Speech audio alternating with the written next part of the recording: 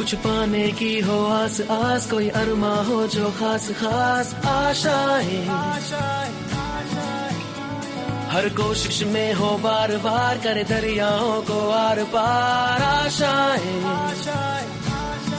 तूफानों को चीर के मंजिलों को छीन ले आशाएं, मिले दिल की उम्मीदें हंसे दिल की, अब मुश्किल नहीं कुछ भी, नहीं कुछ भी, आशाएं मिले दिल की उम्मीदें हंसे दिल की, अब मुश्किल नहीं कुछ भी, नहीं कुछ भी।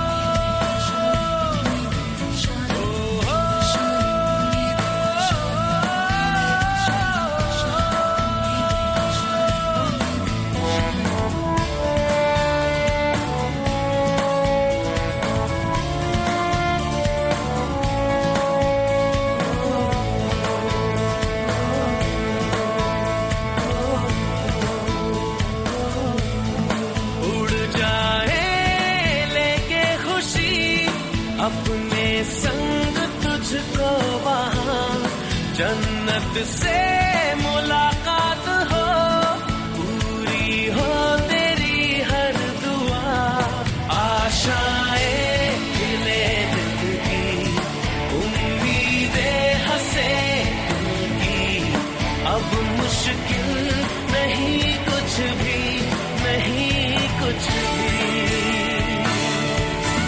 आशाएं मिले दिल की उम्मीदें हंसे दिल की, अब मुश्किल नहीं कुछ भी, नहीं कुछ भी।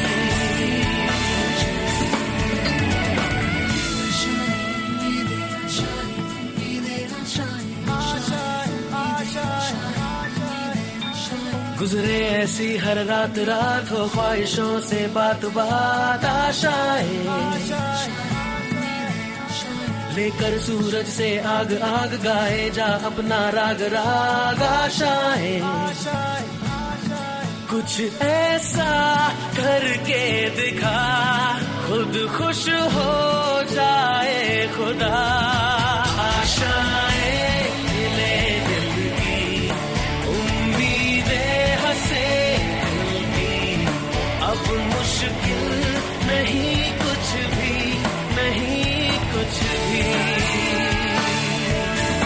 आशाएं मिले दिल की उम्मीदें हंसे दिल की, अब मुश्किल नहीं कुछ भी, नहीं कुछ भी।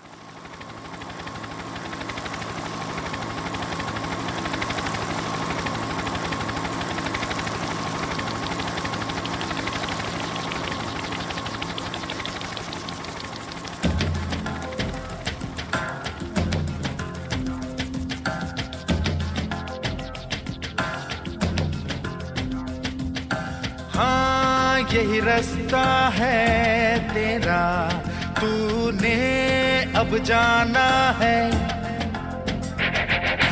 हाँ यही सपना है तेरा, तूने पहचाना है।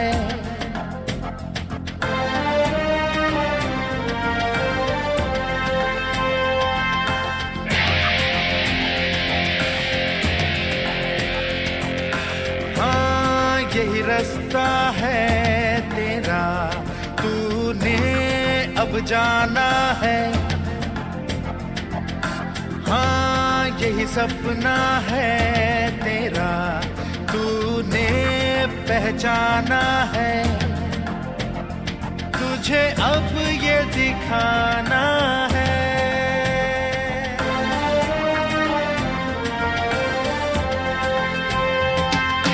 रोके तुझको आंधियां क्या जमीन और आसमां पाएगा, जो लक्ष्य है तेरा लक्ष्य तो हर हाल में पाना है।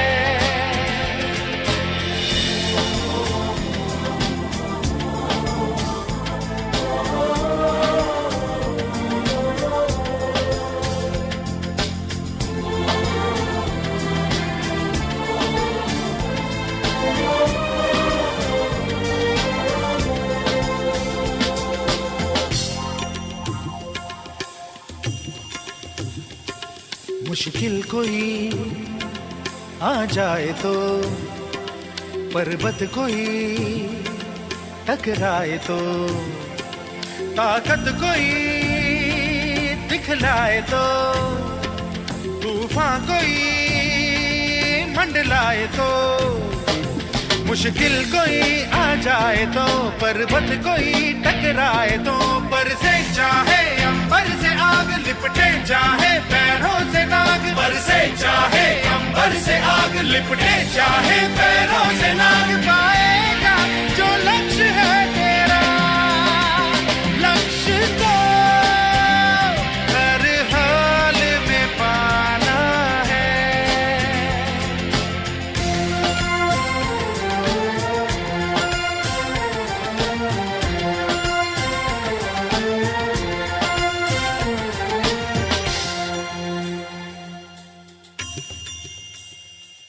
हिम्मत से जो कोई चले, धरती हिले कदमों तले। क्या दूरियां क्या फासले, मंजिल लगे आके गले।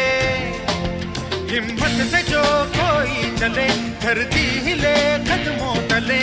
तू चल यूं ही अब सुबह शाम, रुकना झुकना नहीं तेरा काम। तू चल यूं ही अब सुबह शाम, रुकना झुकना नहीं तेरा काम। पाएगा जो लक्ष्य है तेरा लक्ष्य तो हर हाल में पाना है।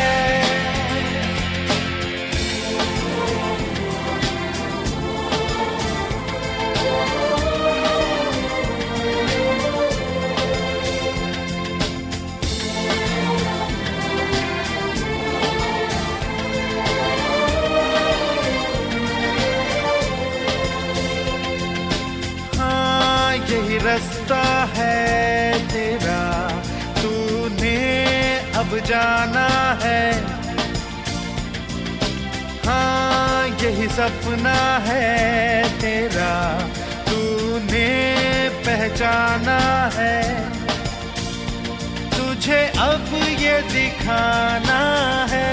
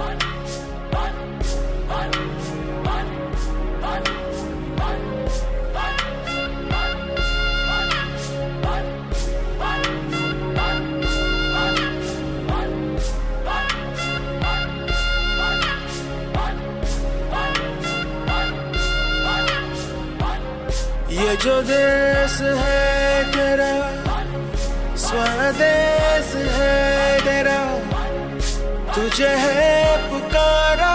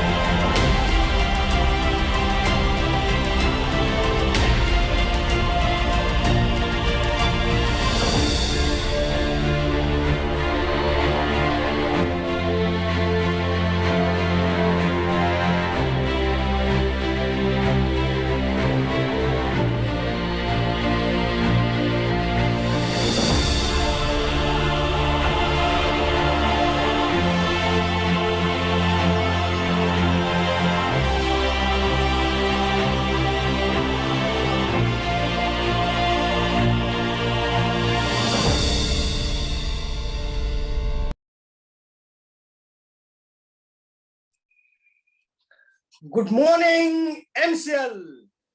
नमस्कार दोस्तों, मैं मंगेश शेलार आपका होस्ट आज के इस एमसीएल ट्रेनिंग सेशन में आप सभी का तहे दिल से स्वागत करता हूं और आशा करता हूं कि आप सभी स्वस्थ और मस्त होंगे। व्हाइट रेवोल्यूशन, श्वेत क्रांति, जिसके बारे में पिछले सप्ताह हमने सीखा। 50 साल पहले एक इंसान के दिमाग से आई कल्पना ने क्या कर दिखाया, यह हमने देखा। मांगने वालों की कैटेगरी से निकलकर हमारा भारत देश आज देने वाला बन चुका है। खेती और पशुधन जो हमारी स्ट्रेंथ है, इसका सही इस्तेमाल करके हमने 7 करोड़ से ज्यादा रोजगार का निर्माण और जीडीपी में 4% का योगदान इस इंडस्ट्री ने दिया हुआ है। इसी मॉडल को आदर्श मान के एमसीएल की स्थापना हुई और अभी इसका विस्तार भी हो रहा है। सुजलाम सुफलाम भारत, यही एमसीएल का सपना है। बीमारियों से मुक्ति, रोजगार का निर्माण, बिजली, सड़क, शिक्षा की व्यवस्था, चारों ओर खुशहाली होगी। And it's possible. जी हाँ दोस्तों, आपने सही सुना, यह सब मुमकिन है क्योंकि कुदरत ने हमें इतना सब कुछ भर भर के दिया है। हमें तो केवल उसका सही व्यवस्थापन करना है। विश्व शांति का संदेश देने वाला मेरा भारत देश कल भी लीडर था और आने वाले कल में भी लीडर रहेगा और इसका माध्यम होगा एमसीएल। इसी के साथ आज के सेशन की ओर बढ़ते हैं। दोस्तों, आज के ट्रेनिंग सेशन का टॉपिक बहुत ही इंटरेस्टिंग है और आज का टॉपिक है ऑल अबाउट कोल। कहते हैं कोयले की दलाली में हाथ काले होते हैं, लेकिन यहाँ तो पूरी सृष्टि के ऊपर इसकी कालिक छाई हुई है। इसके बावजूद हम इसका इस्तेमाल पूरी तरह से रोकने में नाकामयाब है। आखिर क्या मजबूरी है और एमसीएल इस बारे में क्या करेगा? यह और ऐसे कई सारे सवालों के जवाब आपको अब से कुछ ही देर में मिलेंगे। लेकिन इसके पहले इस वेबिनार के बारे में चंद महत्वपूर्ण बातें मैं आपसे शेयर करना चाहता हूं। दोस्तों, यह वेबिनार एक टेलीविजन प्रसारण की तरह है जिसमें आप सभी मुझे देख और सुन सकते हैं, लेकिन मैं आपको देख नहीं सकता। आप सभी से यह नम्र निवेदन है कि कृपया अपना अपना इंटरनेट कनेक्शन चेक कर ले। अपने साथ एक नोटपैड, पेन और पानी की बोतल रखें। इस ट्रेनिंग सेशन के दौरान जो भी महत्वपूर्ण बातें आपको बताई और सिखाई जाए उन्हें कृपया नोट कर ले। किसी भी कनेक्शन, इंटरनेट कनेक्शन या और किसी भी वजह से अगर आपका यह ट्रेनिंग प्रोग्राम मिस होता है तो आपको परेशान होने की, टेंशन लेने की कोई जरूरत नहीं, क्योंकि इस प्रोग्राम के खत्म होते ही इसकी ऑडियो और वीडियो फाइल शेयर की जाएगी। आप सभी अपने अपने फ्रंट एंड कोऑर्डिनेटर से कांटेक्ट करके इस फाइल को हासिल कर सकते हैं। और एक जरूरी महत्वपूर्ण बात वो है आपका फीडबैक। दोस्तों, चैट बॉक्स में जो लिंक दी गई है उसके ऊपर जाकर आपको अपना फीडबैक हमें भेजना है। दोस्तों, इसी के साथ आगे बढ़ते हैं एमबी वीडियो के साथ।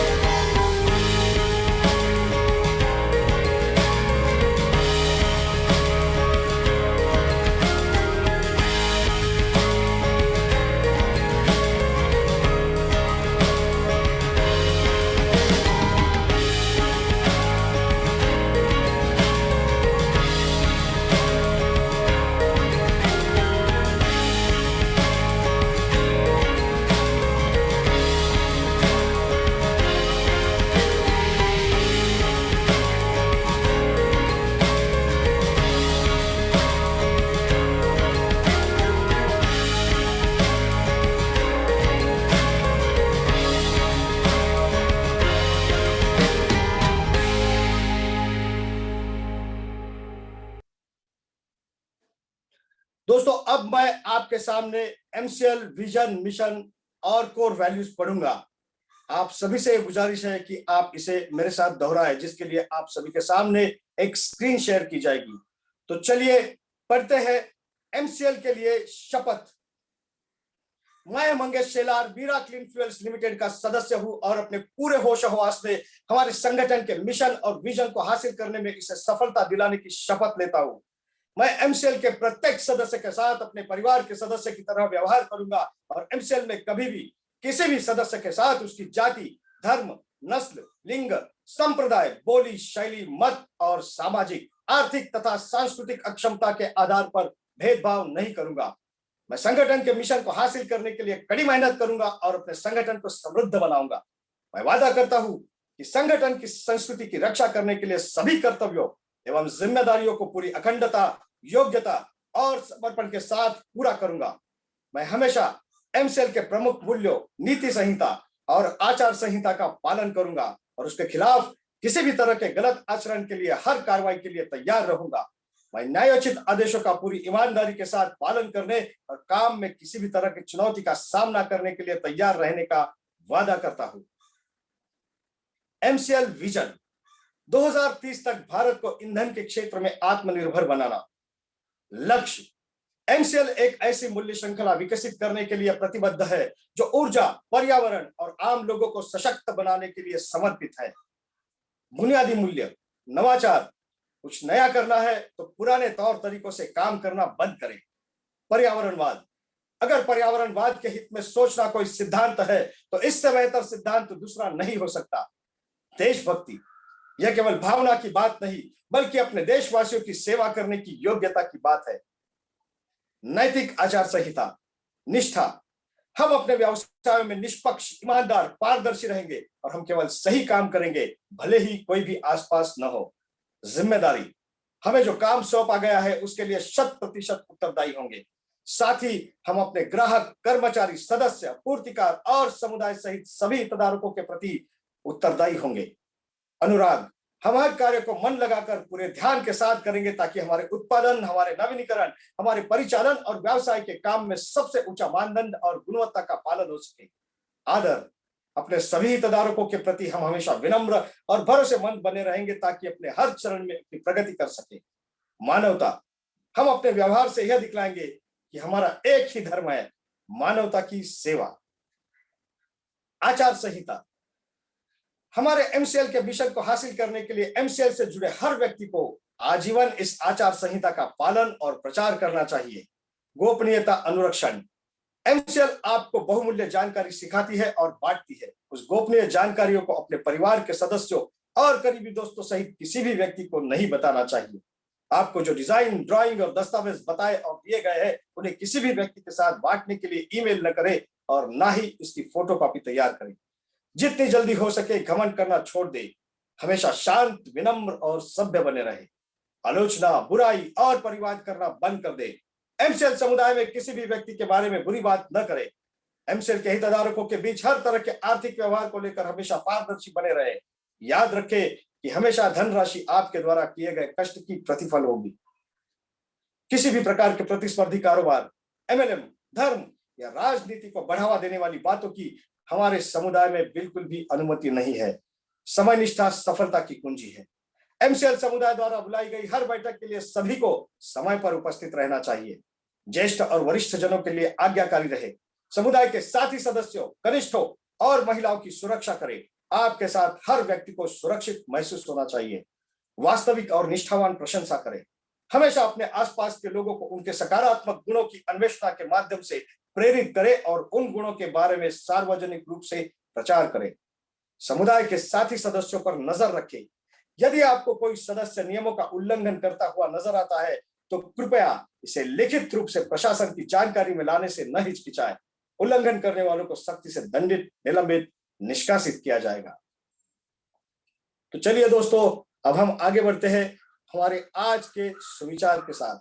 और आज का सुविचार है, education is the most powerful weapon you can use to change the world.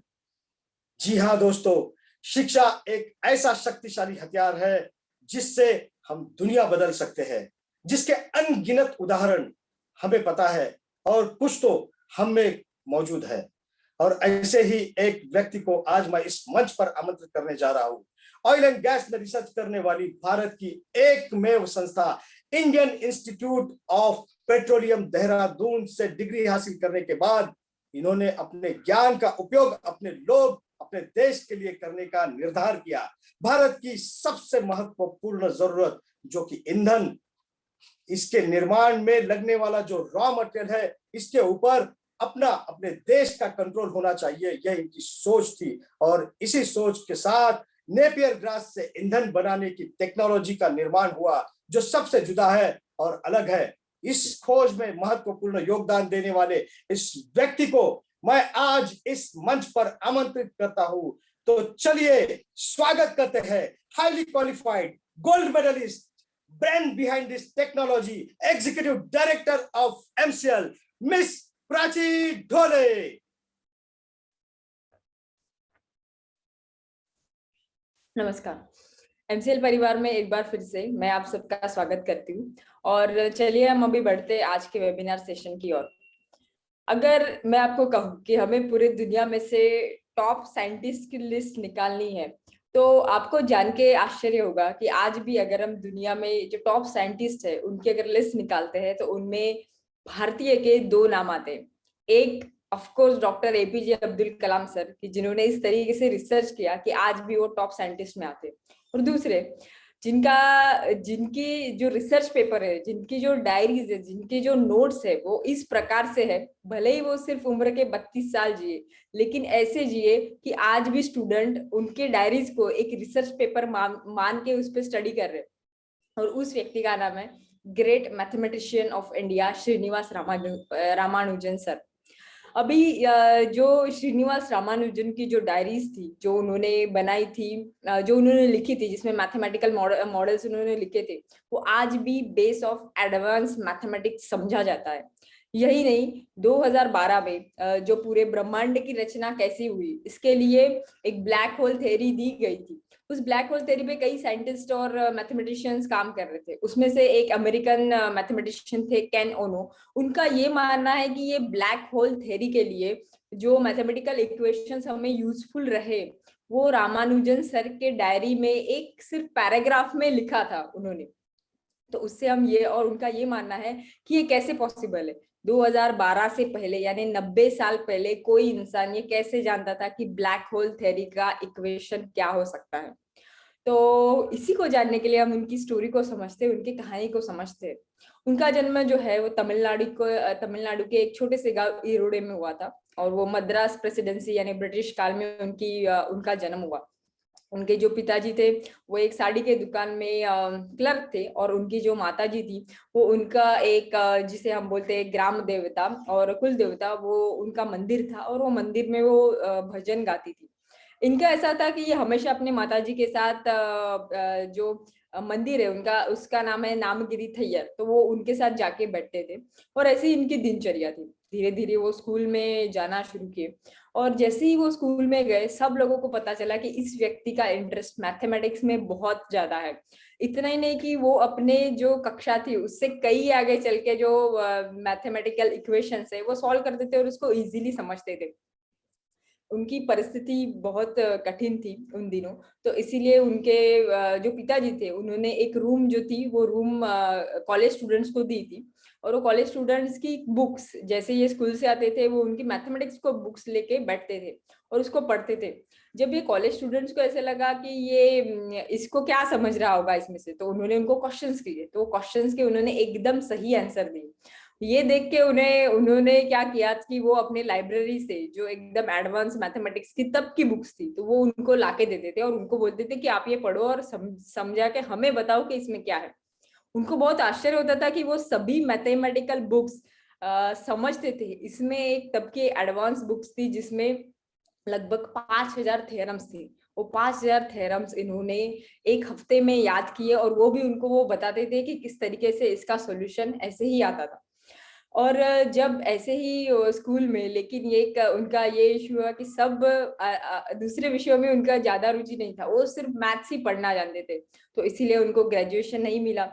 लेकिन घर की ऐसी परिस्थिति थी कि उनको किसी भी तरीके से जॉब मिलना बहुत इंपॉर्टेंट था। बहुत मेहनत करने के बाद में उनको मद्रास पोर्ट ट्रस्ट जो है, जो वहां में एक क्लर्क की नौकरी मिली। बट इन्हीं दौरान जब वो इंटरव्यू के लिए गए, और वहाँ के एक ब्रिटिश ऑफिसर और एक गवर्नमेंट अपने इंडियन भी थे, तो उन्होंने देखा कि उनकी जो उंगलियां है जिससे वो हरदम लिखते थे वो एकदम खराब हो गई थी। तो उन्होंने ऐसे पूछा ऐसा क्यों, तो उन्होंने कहा कि मेरे पास लेखनी और पट्टिया है जिसमें मैं दिन रात मैथमेटिकल इक्वेशन सॉल्व करता हूँ। तो उन्होंने उनसे कहा कि आप पेपर क्यों नहीं लेते, तो वो बोलते कि मुझे इतना पेपर लगेगा और वो पेपर खरीदने के लिए अभी मेरे पास पैसे भी नहीं है, तो इसीलिए मैं उसका इस्तेमाल करके लेकिन मैं रुक नहीं सकता, जब भी मैं मैथमेटिकल इक्वेशंस लिखता हूँ मैं रुक नहीं सकता और मैं वही काम करते रहता हूँ। उन्होंने कहा कि ठीक है, आप ये जॉब ज्वाइन किए। और ज्वाइन करने के बाद में अभी ऐसा हो सकता था कि वो जॉब ही करते रहे, लेकिन एक इंसान का जुनून होता है, वो उसको कभी रोकने नहीं देता। उसी तरह उनको जितना भी टाइम मिलता था वो उस टाइम में सिर्फ और सिर्फ इक्वेशंस लिखते थे। ये देख के जो ब्रिटिश ऑफिसर्स है उन्होंने उनको बोला कि आप एक काम कीजिए, आप कैम्ब्रिज यूनिवर्सिटी में अप्लाई कीजिए, बिकॉज हमारे यहाँ पे ग्रेजुएशन कंपलसरी था। कैम्ब्रिज यूनिवर्सिटी में फिर एंट्री हुई उनके मेंटर की, जिनका नाम था प्रोफेसर जीएच हार्डी। उनके पास में हर साल हर दिन ऐसे बहुत रिसर्च पेपर पूरे दुनिया से आते थे, जो कि ये बोलते थे कि मैं ग्रेट, मुझ में एक बहुत अच्छी क्वालिटी एक मैथमेटिशियन बनने की। उनके पास जब इनके रिसर्च पेपर्स आए तो वो भी देखने के बाद वो रात भर सोए ही नहीं, ये रिसर्च पेपर देखने के बाद में उन्हें ऐसा लगा कि ये इरा में जो एक सामान्य इंसान या गणितज्ञ सोच भी नहीं सकता है, वो इन्होंने ऑन पेपर प्रूफ के साथ मुझे लिख के भेजा है। ये देखने के बाद में उन्होंने उनको इमीडिएटली इनविटेशन भेजा कि आप कैम्ब्रिज यूनिवर्सिटी आइए। वो जो ब्रिटिश काल था वो ऐसा था कि हमारे भारत में ऐसे मानते थे कि अगर आपने समुंदर पार किया, इसका मतलब ये है कि आपको जाति से निकाला जाएगा, और समुंदर पार करना हमारे यहाँ पे अलाउड ही नहीं था। ऐसे स्थिति में उनको ये डिसीजन लेना था कि जाना है कि नहीं है, बिकॉज उनके घर से उनको बोला गया था कि आपको नहीं जाना है। और ये करने के बाद में वो डिसीजन लेने के लिए फिर से जो उनकी कुल देवता थी, उनका ये मानना था कि मेरे इसमें जो भी मैथमेटिकल इक्वेशंस आते थे, वो दिन रात वो पूरे मंदिर में भी उन्होंने इक्वेशंस लिखे थे, और उनका ये बोलना था कि the source for me is that temple, जहाँ से ये सब बाहर आता है। और ऐसे ही रात में उनके जो कुल देवता थे, उन्होंने उनको बोला कि नहीं, तुम्हें जाना है, और ये उन्होंने डिसीजन लिया कि I will go to the Cambridge university. जैसे ही वो वहां पे गए, उन्होंने अपना पूरा रिसर्च, थ्योरम्स, इक्वेशंस, जो कि 3000 इक्वेशंस थी, उन्होंने वो प्रोफेसर जीएच हार्डी को दिखाई। वो देखने के बाद में जब उन्होंने उसको क्रॉस टैली किया, तो एक भी इक्वेशन ऐसी नहीं थी कि जिसमें अगर आप नंबर्स डाले तो आपको सही आंसर नहीं आता था। ये देख के वो बहुत आश्चर्य हुए, और उन्होंने उनसे कहा कि आप तो ये समझते हैं और ये सही भी है, लेकिन हमें अगर इसको दुनिया को बताना है तो इसका एक्सप्लेनेशन लिखना पड़ेगा, इसका प्रोसेस लिखना पड़ेगा। तो वो साथ में मिलके उसके प्रोसेस लिखने को स्टार्ट किया, और इसी प्रकार से उनके रिसर्च पेपर जो है वो पब्लिश होना शुरू हो गया। लेकिन इसी दौरान उनकी तबीयत खराब हो गई, शायद उनको वहाँ का मौसम या जो भी है वो नहीं जचा, और एक दिन ऐसे ही वो हॉस्पिटल में थे, उनको मिलने के लिए जीएच हार्डी गए। और जीएच हार्डी की ये एक रूल था कि हमेशा वो जब भी किसी टैक्सी से जाते थे, वो टैक्सी नंबर याद रखते थे। जैसे ही वो उनको मिलने गए, तो even he was in the hospital, उन्होंने उनको पहले ये क्वेश्चन पूछा कि क्या था टैक्सी का नंबर जिस टैक्सी से आप आए। तो उन्होंने बोला कि बहुत ही अनइंटरेस्टिंग नंबर है, 1711। तो बोले रामानुजन, उन्होंने कहा कि नहीं, ये अनइंटरेस्टिंग नंबर नहीं, ये ऑर्डिनरी नंबर नहीं है, एक्स्ट्रा ऑर्डिनरी नंबर है। ये सबसे छोटा नंबर है कि अगर आप किसी दो क्यूब्स का सम लेते हैं, तो वो पहला ऐसा स्मॉलेस्ट नंबर है कि उसकी सम इतनी ही आएगी, और उसको पूरे मैथमेटिक्स में अभी हार्डी रामानुजन नंबर के नाम से जाना जाता है। तो इस प्रकार उनका नॉलेज था। उसके तबियत खराब होने के बाद में कुछ ही दिन बाद वो अपने भारत में रिटर्न आए, और उनकी 32 साल में ही मृत्यु हो गई, लेकिन वो आखिरी दम तक मैथमेटिकल इक्वेशंस लिखते रहे। आज 2021 में भी उनके कई students from the America and Europeans, they work on the research papers जो उन्होंने लिखे थे, और उनके इक्वेशंस जैसे जैसे सॉल्व होती है वैसे ही anti gravity, then time travel, और इतना ही नहीं कि कैंसर सेल का ग्रोथ कैसे स्पीड से हो सकता है, और उस पर किस प्रकार से मेडिसिन किस पेशेंट को देना चाहिए, इसके भी मैथमेटिकल इक्वेशंस उनके रिसर्च पेपर से मिलते हैं। उनके ही सम्मान के लिए 2012 से पूरे भारत में हम नेशनल मैथमेटिक्स डे, उनके जन्मदिन यानी 22 दिसंबर को मनाते हैं। लेकिन एक क्वेश्चन जो कैन उन्होंने भी किया था कि जब हार्डी ने उनको पूछा था कि ये सब आपको कैसे पता चलता है, how you can right so much of mathematical equations, तो उनका बोलना था कि ये सब मुझे मेरी देवी से आता है, उनसे आता है, और मैं लिखते जाता हूँ। जीएच हार्डी जो एक खुद नास्तिक थे, तो उनको ये वो मान ही नहीं सकते। अल्टीमेटली आज भी कई लोग ऐसे सोचते हैं कि देयर कुड बी एलियंस, जो कि जिनके थ्रू रामानुजन ने इतने सारे इक्वेशंस लिखे, और जिनके थ्रू हमें ब्लैक होल थ्योरी भी समझ में आ रही थी। तो अगर हम भारत और भारत की जो रचना है, जिस प्रकार से हमने अपनी संस्कृति को रचा था, तो जो भी स्ट्रक्चर्स हमने आजू बाजू क्रिएट किए थे, हमारे पूर्वजों ने क्रिएट किए थे, वो इसलिए किए थे, वो एक स्ट्रक्चर्स नहीं है, बट एक वो ऊर्जा मशीन है, जिससे हमें मानव को अगर हमारे हाईएस्ट पोटेंशियल को पहुंचना है, तो वो ऊर्जा उससे मिल सकती है। इसीलिए शायद 100 साल पहले हमें ये पता था कि आज का यूनिवर्स का बेस क्या है। और अगर हम एमसीएल की बात करते हैं और आज पूरे दुनिया के सामने जो मेन संकट खड़ा है दैट इज ग्लोबल वार्मिंग, और इसका सॉल्यूशन हम सिर्फ बोलते नहीं है लेकिन एमसीएल इसका सॉल्यूशन जानती है। और ये जान के हमें पता है कि अगर हमें पूरे दुनिया को ग्लोबल वार्मिंग से बचाना है तो किस तरीके से हम बचा सकता है, और उसका एक ही सॉल्यूशन वो है यूज ऑफ नेचुरल रिसोर्सेज, जो कि हमारे हर गांव में हर तालुका में अवेलेबल है। और ये ही नेचुरल रिसोर्सेज ढूंढ के जिसने ये सॉल्यूशन, ये प्रोजेक्ट्स बनाए, ये बिजनेस मॉडल बनाया, अभी मैं उसी इंसान को बुलाना चाहूंगी कि वो हमें बताए कि what is the process through which we can make India self sufficient in fuels. So let's welcome हमारे एमसीएल के एडवाइजर, रचनाकार, सलाहकार doctor Shyam Shivaji Vallabh sir. Thank you. Thank you very much madam. Good morning everyone. दोस्तों नमस्कार, मैं doctor Shyam गुलाब फिर से एक बार आपका इस ट्रेनिंग सेशन में स्वागत करता हूं। मैं आशा करता हूं कि आप सभी लोग स्वस्थ हैं और आप अपने साथ अपने परिवार का, यानी घर का परिवार और एमसीएल परिवार दोनों का ख्याल रख रहे हैं। मैं ये भी उम्मीद करता हूं कि आप सभी लोग 1 घंटा बहुत अच्छी एक्सरसाइज कर रहे हो, अपने हार्ट, अपने लंग को मजबूत कर रहे हो और अपनी इम्यूनिटी को बढ़ा रहे हो। तो चलिए शुरुआत करते हैं आज के टॉपिक से। दोस्तों सबसे पहले मैं आप सभी को राष्ट्रीय किसान दिन की शुभकामनाएं देना चाहता हूं। हर साल 23 दिसंबर को, यानी कल 23 दिसंबर था, तो हर 23 दिसंबर को हम राष्ट्रीय किसान दिन मनाते हैं। और ये राष्ट्रीय किसान दिन जिनके याद में मनाते हैं उनका नाम है हमारे भारत के भूतपूर्व पंतप्रधान चौधरी चरण सिंह जी। दोस्तों चौधरी चरण सिंह जी ये एक किसान के फैमिली से ही थे, हमारे भारत के 5वें पंतप्रधान थे।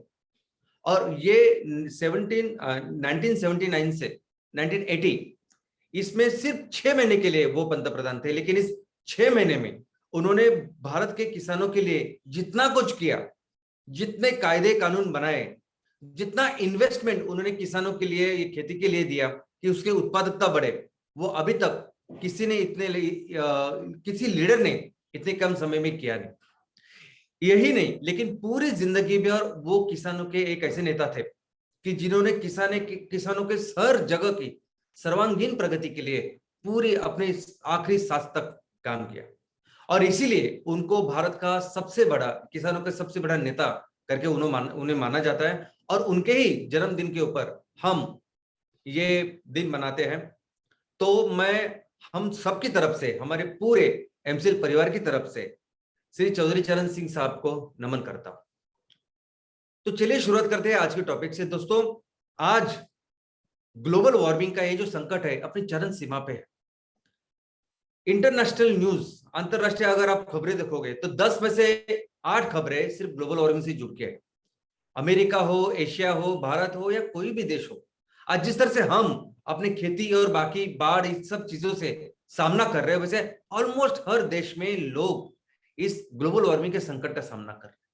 और ये ग्लोबल वार्मिंग का संकट अगर किसी वजह से हो रहा है, अगर इसका कोई कारण है, तो कारण है फॉसिल फ्यूल, तो कारण है जीवाश्म ईंधन। और ये जीवाश्म ईंधन, इसे क्यों कहते हैं जीवाश्म ईंधन? क्योंकि ये बनता है जीव और अश्म, यानी जितने भी जीव, वनस्पति और प्राणी के रूप में जितने भी जीव थे, उनके अवशेष से बनता है जीवाश्म ईंधन, फॉसिल फ्यूल। और इसके 3 प्रकार हैं। जो द्रव रूप है, जो लिक्विड, उसे हम क्रूड ऑयल के नाम से जानते हैं, और उसी से पेट्रोल, डीजल, एलपीजी सब कुछ आता है, सभी हम बखूबी जानते हैं। जो गैस रूप, गैसियस है या वायु रूप है, उसे नेचुरल गैस करके कहते हैं, जो मिलता है हमें, और उसी से ये सीएनजी, पीएनजी बनता है। और जो सॉलिड फॉर्म में जो घन रूप है, उसे हम कहते हैं कोयला। कोयले का एक्चुअली नामकरण जो हुआ है कोल, वो यही हुआ है कि कोयला यानी काला पत्थर। और ये कोयला, इन तीनों, ये तीनों जो कैटेगरी है फॉसिल फ्यूल की, जीवाश्म ईंधन की, इनमें सबसे यंग यानी सबसे कम समय लगता है वो कोयला फॉर्म होने के लिए, घन रूप। और इस कोयले से बनता है फिर द्रव रूप यानी क्रूड ऑयल, और फिर आगे जाके बनती है नेचुरल गैस। दोस्तों कैसे फिर ये कोयला बनता है, तो चलिए समझते हैं। ये सभी जो जीव यानी वनस्पति, ये बायोमास, ये मरे हुए जो जानवर है, ये सभी मरने के बाद इस जमीन में दफन होते हैं, और फिर दफन होने के बाद सालों के बाद फिर अंडर प्रेशर, टेम्परेचर, इनसे एक उनका मॉइस्चर कम होता जाता है और उनसे वो फ्यूल यानी घनरूप फ्यूल कोयला बनता है। अब इस कोयले के भी एक अनेक अवस्था है जिसका अलग अलग नाम है। दोस्तों, जैसे हम जानते हैं कि कोयला बहुत रिसेंटली तैयार हुआ है, इसीलिए आज की तारीख में भी अगर आप देखोगे तो कोयला ऐसी जगह पाया जाता है जहां जंगल है, दलदल है, ऐसी जगह पे कोयला पाया जाता है। हमारे देश की भी बात करें तो हमारे देश में भी जो कोल फील्ड्स है, जो कोयले की खदानें हैं, जो छत्तीसगढ़ में है, उड़ीसा में है, मध्य प्रदेश में है, झारखंड में है, ये सब ऐसी जगहों में है जहां बहुत घने जंगल है, बहुत बायोडायवर्सिटी है, इकोसिस्टम है। अभी इस कोयले के का प्रकार है, इसका एक वर्गीकरण होता है। हमने देखा कि कोयला इस बायोमास, इस वनस्पति या प्राणी से बनके पूरा कोयला बनने तक उसकी एक अलग अलग अवस्था है जिससे हो जाता है, और इसी अवस्था के अनुसार जैसे हमें कोयला मिलता है तो कौन सी अवस्था का कोयला मिलता है तो उसके उस प्रकार, वैसे प्रकार तैयार किए गए हैं। इसका पहला जो प्रकार है वो है पीट यानी बस प्राथमिक अवस्था है कोयला बनने की, उसमें बहुत सारा मॉइस्चर होता है और बहुत कम ऐसी कैलोरीफिक वैल्यू होती है।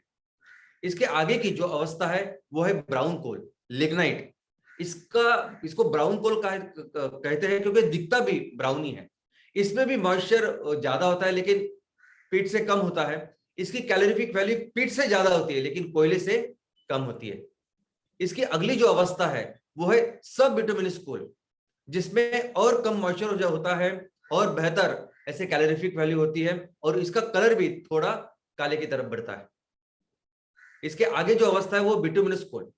बिटुमिनस कोल ये दुनिया में सबसे ज्यादा इस्तेमाल होने वाला कोयला है, और वो इस सब बिटुमिनस कोल की आगे की अवस्था है, और जो बहुत बड़ी मात्रा में इस पावर प्लांट्स के लिए यूज होता है।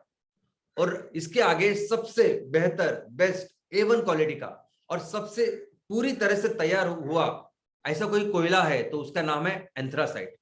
नंबर 1 क्वालिटी का कोयला जिसे कहते हैं वो है एंथ्रासाइट। इसमें मॉइस्चर एकदम कम होता है, ऐश, इससे राख बहुत कम निकलती है और बहुत ज्यादा कैलोरी, बहुत ज्यादा उष्मा ये तैयार करता है।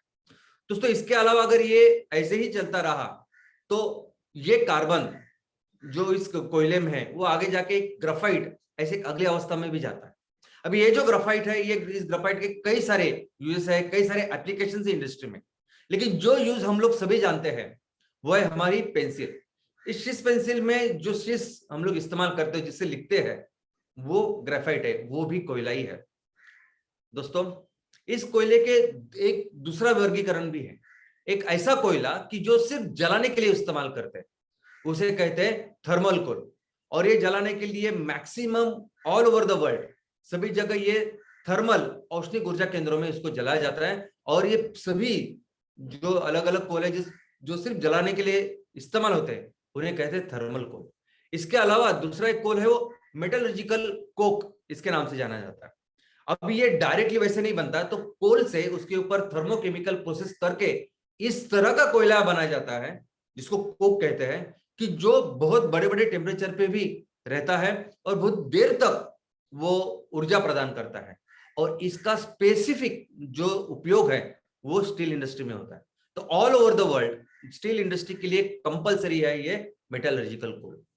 दोस्तों, ये कोल ऐसा जाना जाता है, जब से संस्कृति है, मनुष्य की सभ्यता है, तब से मनुष्य ने इसकी खोज की है। कई सारे कोयले की जगह ऐसी थी कि जो सरफेस के ऊपर ही मनुष्य को मिले। मनुष्य बखूबी इसका उपयोग जानते हैं, और हजारों सालों से जैसे संस्कृति है उस हर संस्कृति में इस कोयले के बारे में रेफरेंसेस है। चाइना की अगर संस्कृति देखें तो लगभग 4000 साल पहले से ये चाइना की संस्कृति कोल का इस्तेमाल करती थी, ऐसा उन्होंने किताबों में लिख के रखा है। ब्रिटेन के यहाँ भी लगभग 2000 सालों से कोयला का इस्तेमाल हो रहा है। उनके यहाँ जो अंतिम संस्कार होता है वहां कोयले का इस्तेमाल होता था और आज भी चालू है। रोमन संस्कृति में भी कोयले का इस्तेमाल बहुत पहले से हुआ है, और ये सब लिखित में पुस्तकों में है। अभी भारत की संस्कृति अगर आप देखोगे, सिंधु घाटी की संस्कृति देखोगे, तो सिंधु घाटी की संस्कृति ये सभी संस्कृति से बहुत डेवलप, बहुत आगे की थी। यानी आप कंपैरिजन ही नहीं सकते, कर ही नहीं सकते हम कि सिंधु घाटी की संस्कृति और चाइना की संस्कृति, सिंधु घाटी की संस्कृति और रोमन संस्कृति। लेकिन सिंधु घाटी की संस्कृति में एक्चुअली क्या इस्तेमाल करते थे? क्या वो कोयला इस्तेमाल करते थे या कोई ऐसी चीज इस्तेमाल करते थे जो रिसाइक्लेबल हो, रिन्यूएबल हो? इसके बारे में जो भी दस्तावेज थे, जो भी लिखा गया वो हमारा नॉलेज था, ये सब कुछ जितने भी आक्रमण भारत पे हुए, इन सब ने इस नॉलेज को, या हमारी संपदा को, इस पूरे हमारे ज्ञान को उन्होंने मिटा दिया है। सभी जो आक्रमण हुए उन्होंने कोशिश की कि भारतीयों को पता ही नहीं चले कि वो कितने विकसित थे पहले। तो इसलिए इनके बारे में कि क्या हम लोग इस्तेमाल करते थे वो ज्यादा कहीं, मैंने भी बहुत सर्च करने के बाद मुझे कोयले के बारे में ज्यादा कुछ दिखा नहीं।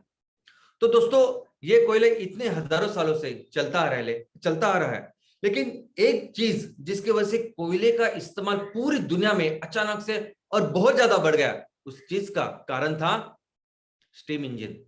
दोस्तों स्टीम इंजन, भाप के इंजन का जब खोज हुई, उसके बाद फिर औद्योगिक क्रांति की शुरुआत हुई। इतने सारे इंजन तैयार हुए और मैक्सिमम सभी इंजन ये कोयले के ऊपर चल रहे थे। तो अचानक से कोयले का इस्तेमाल पूरी दुनिया में बहुत ज्यादा बढ़ गया।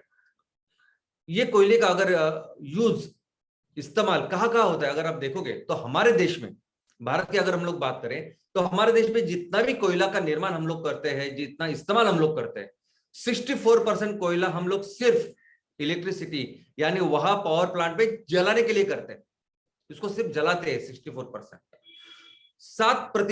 7% ये स्टील इंडस्ट्री में उसका उपयोग होता है, 1% सीमेंट, और लगभग 28% ऐसा कोयला है कि जो बहुत सारी इंडस्ट्री है जिसमें उपयोग होता है, उसका होता है। स्टील में हमने देखा कि ऑलमोस्ट सभी स्टील इंडस्ट्री में सभी जगह ये कंपलसरी है, लगता ही है। लेकिन कई सारी इंडस्ट्रीज है जहां भी कोयला लगता है। हमने देखा कि 1%, ऑलमोस्ट 1% सीमेंट इंडस्ट्री के लिए जाता है, लेकिन उसके साथ कई सारे केमिकल इंडस्ट्रीज, कई सारे फार्मा इंडस्ट्रीज, पेपर इंडस्ट्रीज, यहां भी कोयला लगता है। इस कोयला हमने देखा कि पूरा जो जीवाश्म ईंधन है, ये फोसाइल फ्यूल है। ये पहला उसका ईंधन कौन सा बनता है इस फोसाइल से? तो बनता है घनरूप, यानी कोयला बनता है, और उससे ही आगे जाके हजारों लाखों सालों के बाद बनता है तेल, और उससे आगे बनता है गैस। तो ऐसी भी टेक्नोलॉजी डेवलप हुई है कि जो डायरेक्ट इस कोयले से गैस बनाती है, जिसे गैसिफिकेशन ऑफ कोल कहते हैं। लेकिन और ये जो गैसेस बनती है, ये गैसेस में बहुत सारे केमिकल्स, बहुत सारे प्रोडक्ट्स तैयार होते हैं, और ये प्रोडक्ट किसी और केमिकल इंडस्ट्री में उपयोग होते हैं। तो गैसिफिकेशन ऑफ कोल ऐसी भी एक चीज है, इंडस्ट्री है जिसमें कोयला इस्तेमाल होता है। दूसरा है लिक्विफिकेशन। तो जैसा हमने कहा कि कोयले से गैस बनता है, तो कोयले से तेल भी बनाते हैं, और इस तेल बनाने के बाद इसमें भी कई सारे कंपोनेंट्स तैयार होते हैं, और जो कंपोनेंट फिर आगे जाके कई दूसरी इंडस्ट्री में उसका इस्तेमाल होता है। ये भी CTL यानी कोल टू लिक्विड करके टेक्नोलॉजी काफी मशहूर है, और इसके ऐसे बहुत बड़े बड़े प्लांट भी दुनिया में लगे हुए हैं। इसके अलावा अगर आप देखोगे तो एक्टिवेटेड चारकोल, यानी इस कोयले को अगर हम अच्छी तरह से और शुद्ध करें तो ये एक दवाई जैसे काम करता है। हमारे आयुर्वेदा में इस एक्टिवेटेड चारकोल का बहुत बड़ा महत्व है। कोयला अगर आप देखोगे तो एक बहुत अच्छा एब्सॉर्बेंट है, एब्सॉर्बेंट नहीं, एब्सॉर्बेंट। तो आपके पेट की कई सारी बीमारी ये ठीक करता है। तो एक नेचुरली आयुर्वेदा में भी इसका है।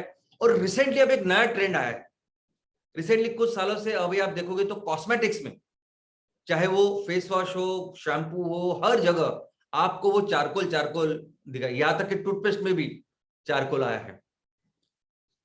इसके दवाई भी बन रही है, जो दवाई आज करके सिर्फ आयुर्वेद में नहीं, लेकिन बाकी के जो विषय है उसमें भी दवाई करके इस चारकोल का उपयोग हो रहा है।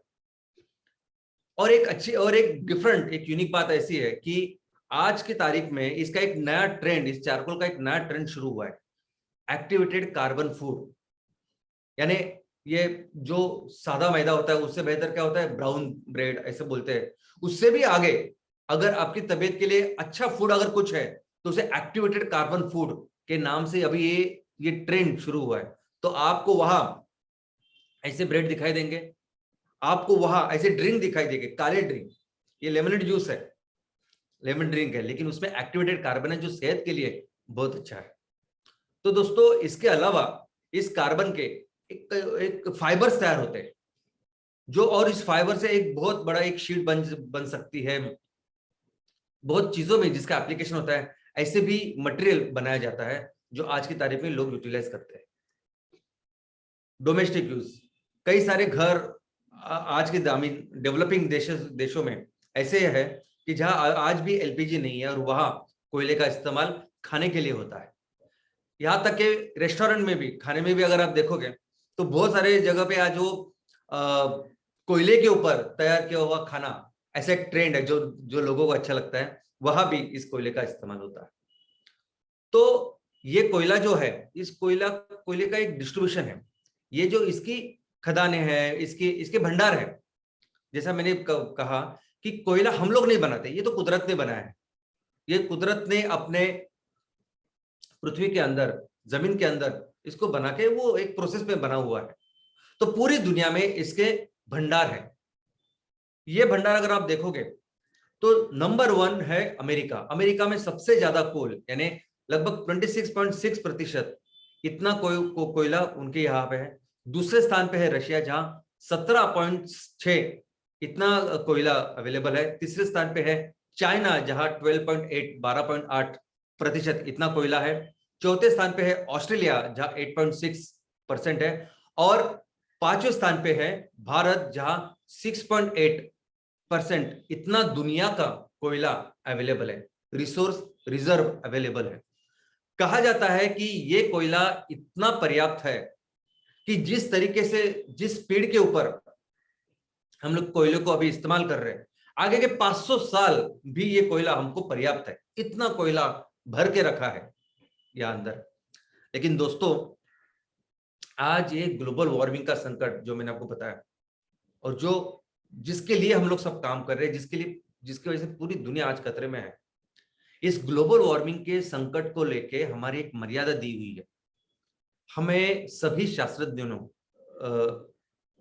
क्लाइमेट एक्टिविस्ट और जो साइंटिस्ट पे काम कर रहे हैं, उन्होंने ये कहा है कि आप ये पूरा टेम्परेचर, ये पूरा ग्लोबल वार्मिंग आप तब तक कंट्रोल कर सकते हो, तब तक आप अच्छे रह सकते हैं, जब तक ये टेम्परेचर 2 डिग्री सेल्सियस से के अंदर है। यानी इस ग्लोबल वार्मिंग की जो टेम्परेचर बढ़ने की जो मर्यादा है वो सिर्फ 2 डिग्री सेल्सियस है। और वो कब से, यानी जब से ये औद्योगिक क्रांति शुरू हुई है उसके पहले जो टेम्परेचर था 1764 में, 1764 में इस बाप के इंजन की शुरुआत हुई, उसके बाद औद्योगिक क्रांति हुई। तो 1764 में जितना टेम्परेचर था उसके आगे आप सिर्फ 2 डिग्री बढ़ा सकते हो। 2 डिग्री के बाद अगर आप गए तो ये पूरी दुनिया आपके हाथ से निकल जाएगी। ये सब जो तबाही है वो इतनी अनकंट्रोलेबल हो जाएगी, आप कुछ नहीं कर सकते। और आज की तारीख में ऑलरेडी ये बढ़ चुका है 1.4 डिग्री सेल्सियस, 1.4। तो हमारे पास अभी बहुत कम मर्यादा है। और जिस तरीके से हम इस कोयले का इस्तेमाल कर रहे हैं आज की तारीख में, अगर वो वैसे ही चलता रहा तो आगे की 500 साल तो छोड़िए, आगे के 100 साल तक भी अगर हमने ये किया तो इस 100 साल में हम इस दुनिया का तापमान 5 डिग्री बढ़ाएंगे। तो 5 डिग्री यानी हम लोग सोच ही नहीं सकते, ये पूरी दुनिया तबाह हो सकती है। इतना सब कुछ ये कोयला कर सकता है। हमारे देश में देखोगे तो इस कोयले का जो रिजर्व है, तो सबसे ज्यादा रिजर्व पाया जाता है झारखंड में। दूसरे स्थान पे है ओडिशा, बाद में छत्तीसगढ़, बाद में वेस्ट बंगाल, मध्य प्रदेश, तेलंगाना, ऐसे जगह से हमारा रिजर्व है। कोल इंडस्ट्री की अगर हम लोग बात करें तो पूरी दुनिया में आज की तारीख में जितना कोयला मार्केट में बेचा जाता है उसकी कुल औसत है 60 लाख करोड़। यानी पूरा ये जो मार्केट है वो 60 लाख करोड़ का है प्रति साल। 60 लाख करोड़ का कोयला हर दुनिया में मिलके बेचा जाता है। इसमें लगभग 90 लाख लोग काम करते हैं, 89.18 लास्ट ईयर। इतने लाख लोग काम करते हैं और लगभग 25,000 ऐसे अलग अलग बिजनेसेस इस पूरे कोयले की इंडस्ट्री में है जो इसको लग के है। हम लोग अगर भारत की बात करें तो भारत इस बिजनेस में दूसरे स्थान के ऊपर है। अगर इस कोयले का प्रोडक्शन की बात करें, यानी कोयला जमीन से निकालने की बात करें, तो हम लोग दूसरे स्थान पे है। चाइना नंबर है, चाइना ऑलमोस्ट 45 से 50% जो कोयला पूरी दुनिया में तैयार होता है आज की तारीख में, वो चाइना तैयार करता है। दूसरे स्थान पे हम है, हम दुनिया का 10% इतना कोयले का निर्माण करता है। अब ये रही बात घर में निर्माण करने की, अपने देश में निर्माण करने की, लेकिन जितना भी कोयला दुनिया में बेचा जाता है, एक्सपोर्ट किया जाता है, तो इंपोर्ट करने वाले में भी हम लोग दूसरे स्थान पे। जितना भी कोयला इंपोर्ट होते हैं, तो नंबर 1 है चाइना, जो 21% कोयला बाहर से मंगाता है, और हम दूसरे स्थान पर है, तो जो दुनिया का 16% कोयला हम लोग इंपोर्ट करते हैं। इसका कारण यह है कि हमें इलेक्ट्रिसिटी, बिजली तैयार करने के लिए आज की तारीख में भी बहुत सारा कोयला लगता है, और ये वस्तुस्थिति, ये परिस्थिति पिछले 15-20 सालों में ज्यादा बदली नहीं है।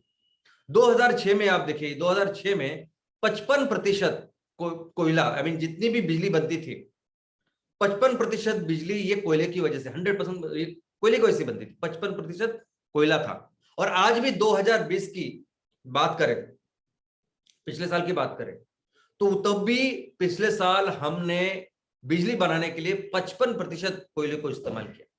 आज की तारीख में आप देखोगे तो fossil fuel almost 70% fossil fuel हमें लगता है, और उसमें से कोयला है 55%।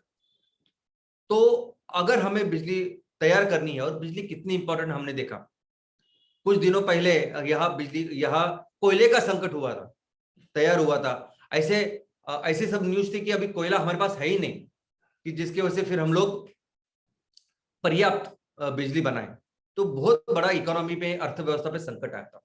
तो कोयला इसीलिए बहुत वाइटल है, बहुत इंपॉर्टेंट है, और इसीलिए हम लोग इतनी बड़ी इंडस्ट्री उसकी निर्माण कर रहे हैं, इतनी उसको निकालते भी है, बाहर से भी मंगाते हैं। और हमारे इस देश में कितना बड़ा ये बिजनेस है, तो वही लगभग ऑलमोस्ट 6 लाख करोड़ का बिजनेस आज हमारे देश में, कम से कम 5.5 से 6 लाख करोड़ का कोयला हर साल हमारे देश में बेचा जाता है। और ये जो भी कोयला हमें लगता है, उसमें से जितना भी हम लोग प्रोडक्शन करते हैं, वो सिर्फ 70% करते हैं, जो भी हमारे अलग अलग एप्लीकेशंस है। क्योंकि हमारा जो कोयला है वो ज्यादा करके लिग्नाइट, सब बिटुमिनस, इस टाइप का कोयला है, और लगभग 30% हम लोग बाहर से मंगाते हैं। और ये वो कोयला है जो एंथ्रासाइट, जो हमारे यहाँ नहीं मिलता, लेकिन काफी सारी इंडस्ट्री में ऐसा ही कोयला लगता है कि जिसकी ज्यादा कैलोरीफिक वैल्यू हो, जिसके और बाकी कोई फीचर है।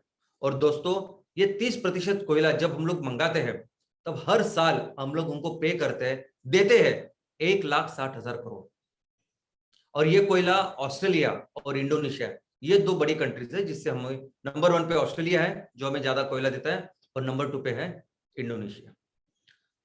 तो दोस्तों, ये कोयला देखिए, इतना बड़ा बिजनेस पूरी दुनिया में है, इतना हमारे देश में भी इतना बड़ा बिजनेस है, इतने सारे लोग इसमें काम करते हैं, इतनी बड़ी व्यवस्था ये कोल बन चुका है। हमने देखा कि सिर्फ भारत में तो 70% हमने देखा कि इस फॉसिल फ्यूल की वजह से बिजली तैयार होती है। हमने ये भी देखा कि दुनिया में लगभग पूरी दुनिया की अगर बात करें, तो दुनिया में भी लगभग 75% जो बिजली बनती है इस फॉसिल फ्यूल से ही बनती है, इस कोयले की वजह से बनती है। फिर भी आज पूरी दुनिया में ये पहल है कि इस कोल को पूरी तरह से एलिमिनेट किया जाए, पूरी तरह से इसका जो उपयोग है वो पूरी तरह से बंद किया जाए। पिछले महीने यूनाइटेड नेशन की कॉन्फ्रेंस थी, COP26।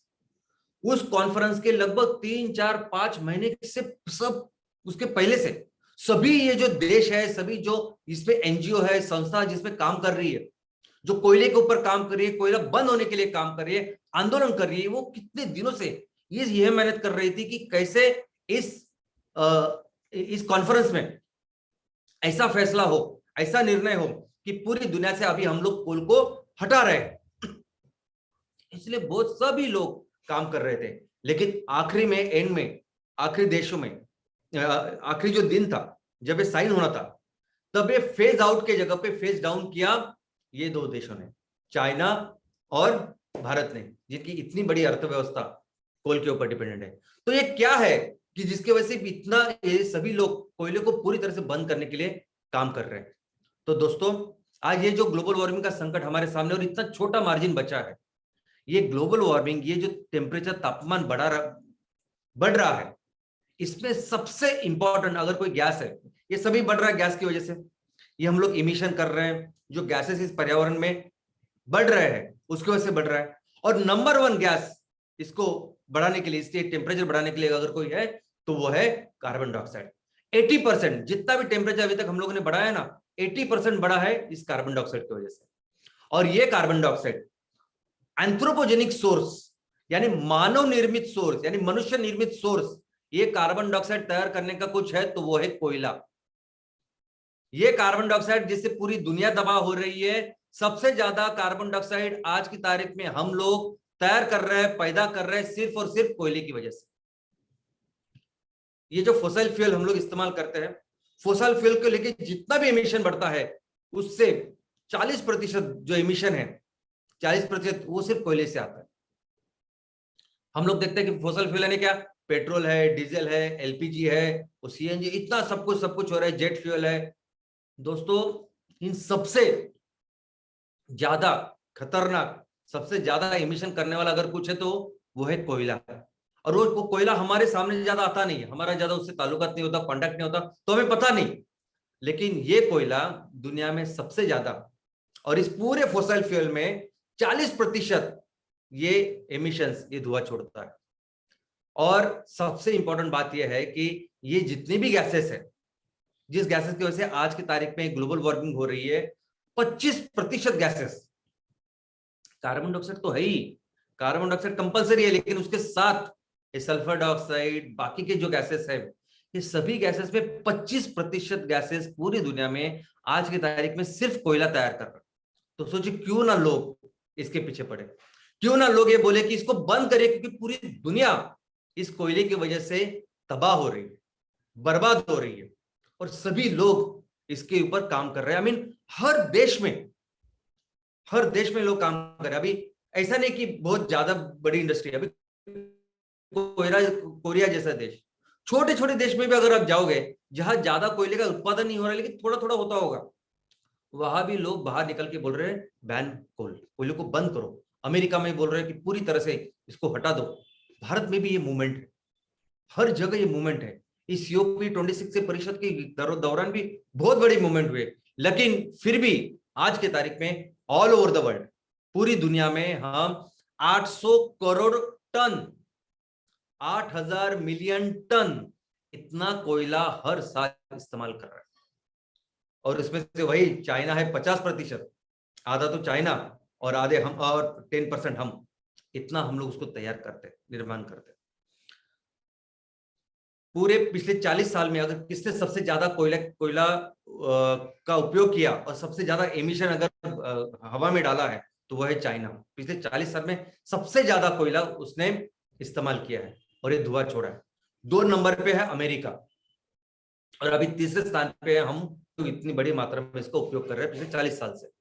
लेकिन आज की तारीख की अगर बात करोगे तो आज की तारीख में हम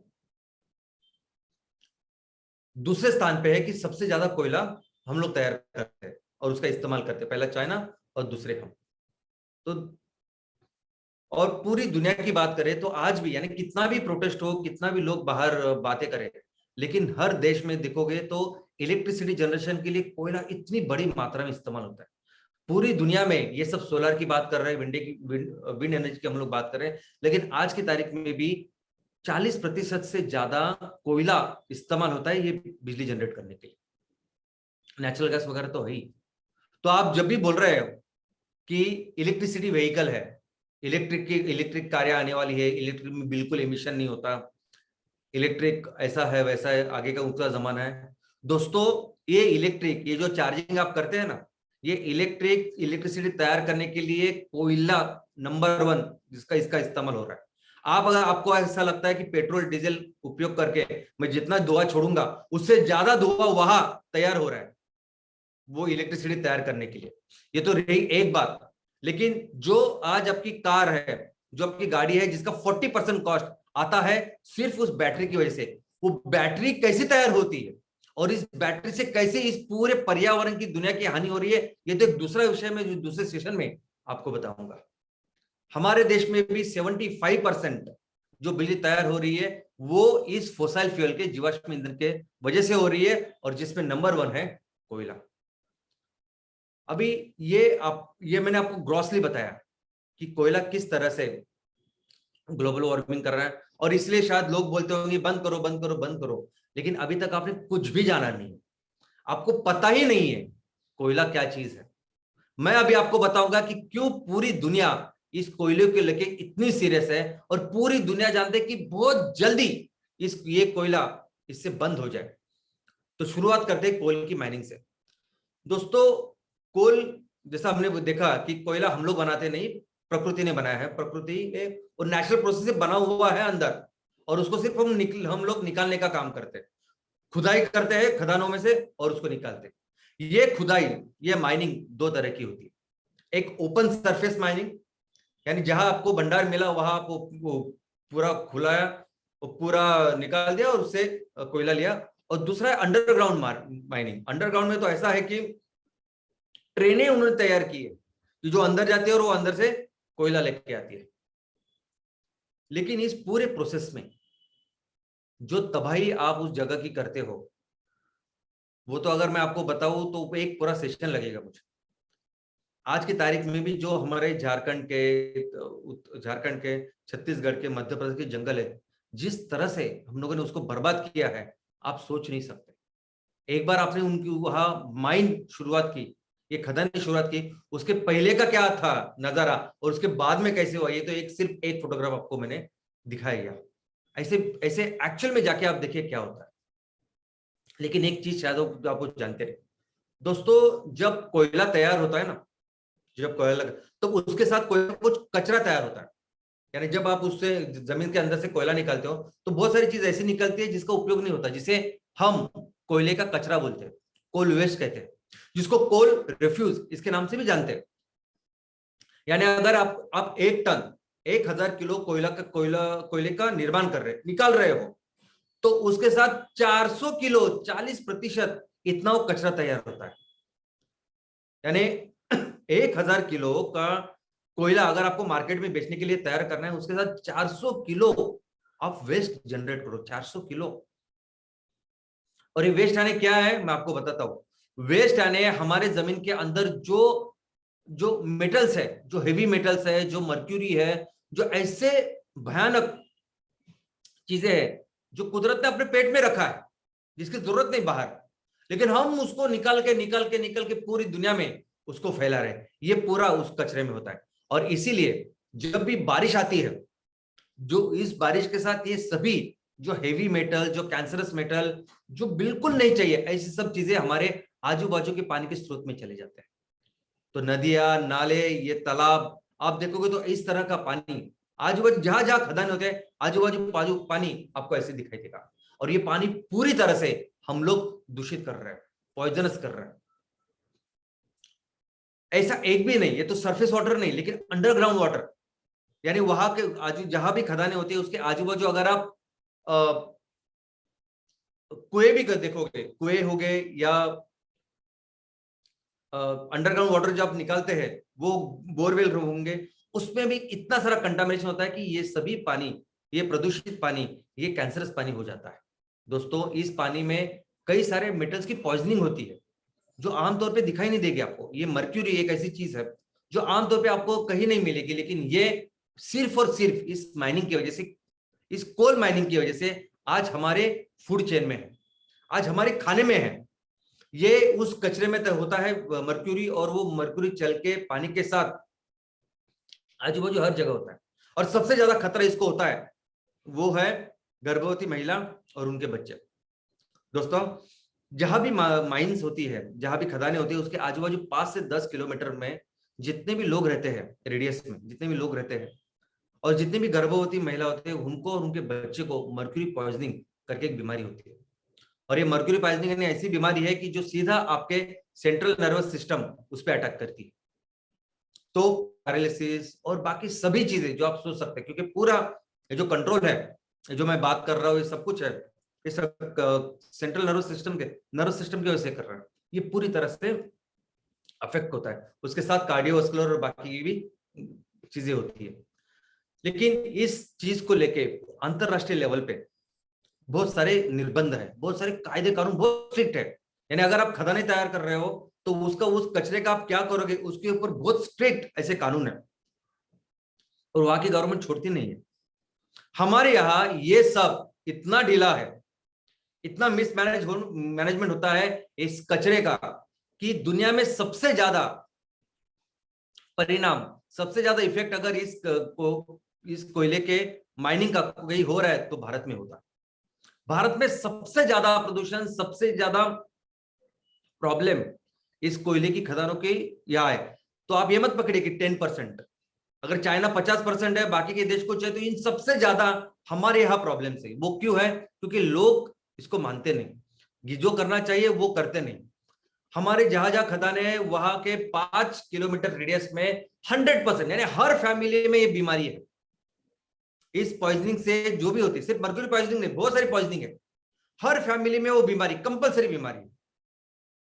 40 किलोमीटर के रेडियस में लगभग 30 से 40% ऐसे घर है कि जिनको कंपलसरी बीमारी है इस कोल की वजह से, इस माइनिंग की वजह से।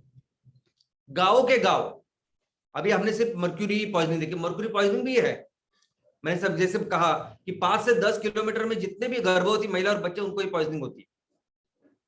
उसके अलावा गांव के गांव फ्लोराइड पॉइजनिंग में आप देख सकते हो, उस महिलाओं से लेकर बच्चों तक उनके ऐसे हाथ पांव हुए, वो फ्लोरोसिस है और इससे आते हैं। गांव के गांव ये आर्सेनिक पॉइजनिंग से भरे हुए हैं, और ये बहुत बड़ा पब्लिक मेडिसिन जो है उसका इशू है वहां। और ये माइनिंग ये इतना कठिन काम है, और इसमें इतने सारे सुरक्षा के, सेफ्टी को लेके चीजें हैं जो हमारे यहाँ बिल्कुल ज्यादा दिखाई नहीं देते।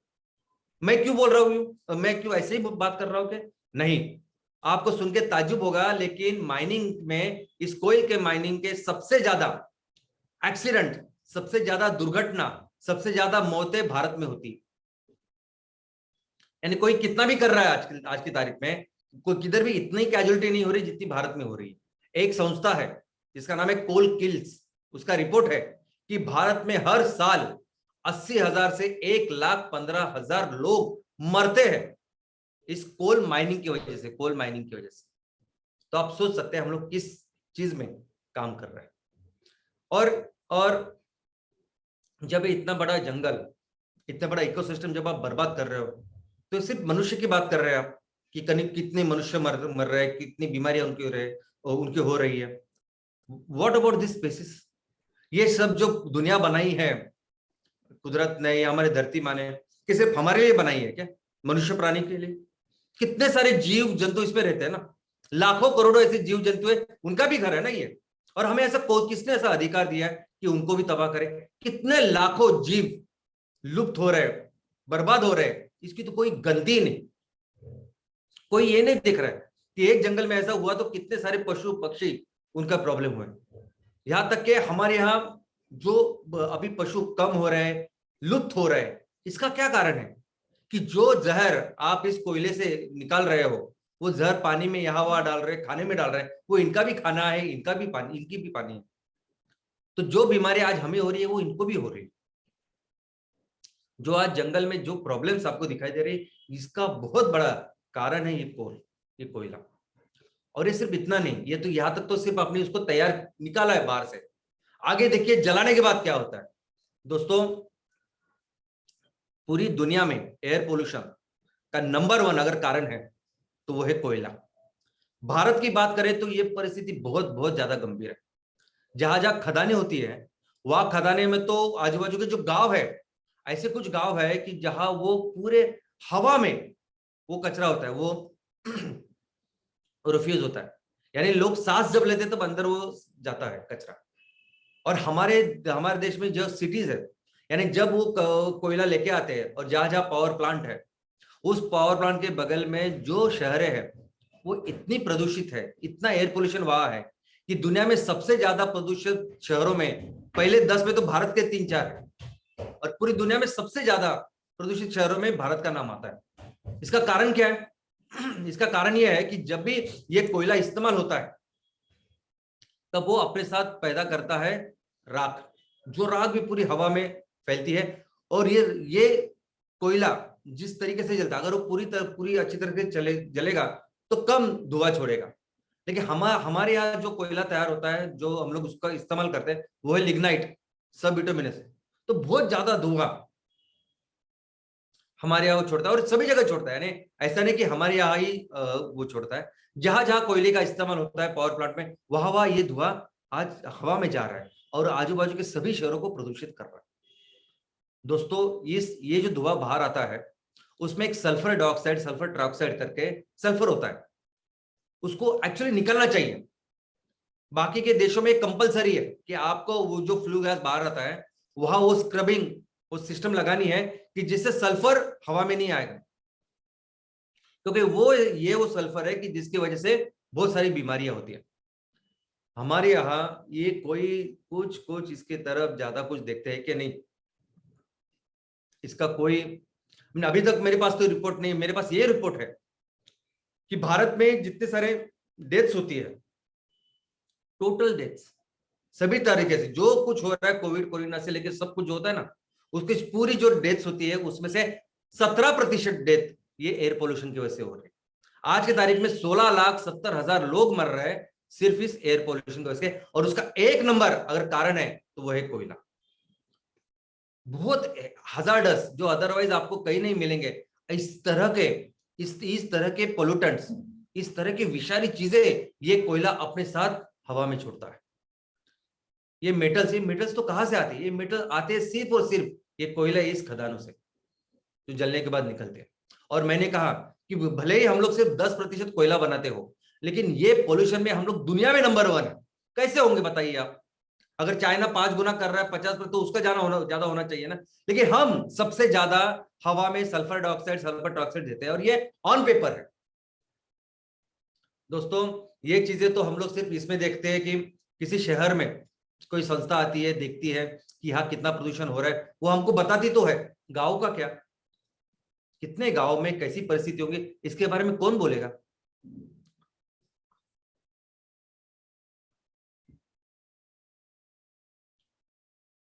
आज हमारे शहरों में जो हवा की परिस्थिति है वो इतनी गंभीर है कि आप एक दिन में 10 सिगरेट पियोगे ना, 10 सिगरेट एक दिन में 10, एक पूरा पैकेट होता है सिगरेट का, वो 10 सिगरेट पीने के बाद जितना खतरा, जितना बर्बादी आप अपने लंग की करोगे ना, फेफड़े की, वैसे नॉर्मल हो रही है, हवा से हो रही है।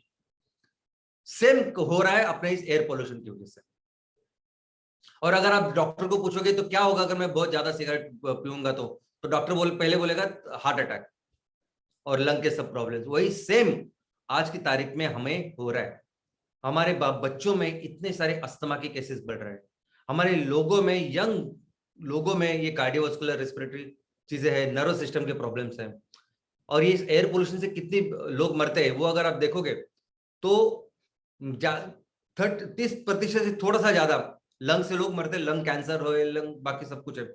और उतने ही ऑलमोस्ट हार्ट अटैक से लोग मरते हैं। ऐसे भी लोग देखेंगे आप जो जिसको कोई नशा पानी नहीं, जो कुछ भी नहीं करता, बहुत यंग एज है, सब कुछ है, लेकिन फिर भी हार्ट अटैक से मरा।